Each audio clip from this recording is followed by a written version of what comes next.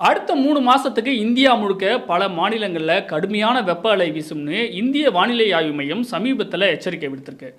Summer வந்துட்டாலே வருஷம் வருஷம் ஹீட் வேவ்ஸ் வந்துட்டு தானங்க இருக்கு. இதில ஆச்சரியப்பட என்னங்க இருக்குன்னு நீங்க கேட்கலாம்.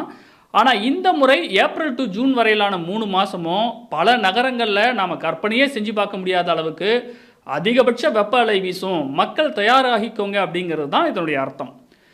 சரி, முதல்ல ஹீட் வேவ் வெப்ப அலைன்னு ஐஎம்டி எப்படி டிக்ளேர் பண்ணுறாங்க தெரியுமா?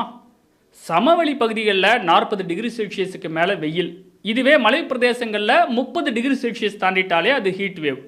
கடற்கரையை ஒட்டி இருக்கக்கூடிய கடலோர பகுதிகளில் 37 டிகிரி செல்சியஸ் தாண்டினாலே அது ஹீட் வேவ்னு அறிவிக்கப்படுது. இயற்கை பேரிடர்கள்லேயே ரொம்பவே டேஞ்சரானது, மிகவும் அபாயகரமானது இந்த வெப்ப அலைன்னு WHO உலக சுகாதார நிறுவனம் வரையறுத்திருக்கு. ஏறக்குறைய 125 வருஷத்துக்கு அப்புறம் இந்தியாவில் போன வருஷம் 2024 தான் அதிகமான வெப்பம் பதிவான ஆண்டா ஐஎம்டி சொல்லுது. ஆனால் நடப்பு 2025 அதை விட வெப்பம் அதிகமாக இருக்கும்னு ஐஎம்டி ப்ரெடிக்ட் பண்ணியிருக்கு. அப்போ போன வருஷத்தை விட இந்த வருஷம் நிலைமை இன்னும் மோசமாக இருக்க போகுது.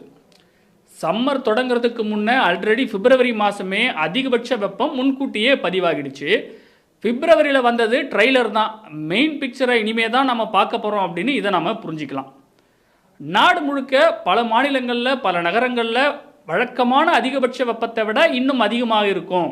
இங்கே கவனமாக கேளுங்க, வழக்கமாக மேக்ஸிமம் டெம்பரேச்சர்னு ஒன்று பதிவாகும் இல்லையா, அதை விட அதிகமாக ஹையர் தென் நார்மல் மேக்ஸிமம் டெம்பரேச்சர்னு இதை மென்ஷன் பண்ணுது. சம்மர் சீசனில் பொதுவாகவே தினமும் வெயில் கொளுத்தி எடுக்கும். ஆனால் அதுலேயும் ஹீட் வேவ் டேஸ்னு சொல்லக்கூடிய நாட்கள் தான் ரொம்பவே டேஞ்சரானது. எந்தெந்த மாநிலங்களில் ஹீட் வேவ் டேஸ் வெப்ப அலை நாட்கள் அதிகமாக இருக்கலாம்னு பட்டியலிடப்பட்டிருக்கு.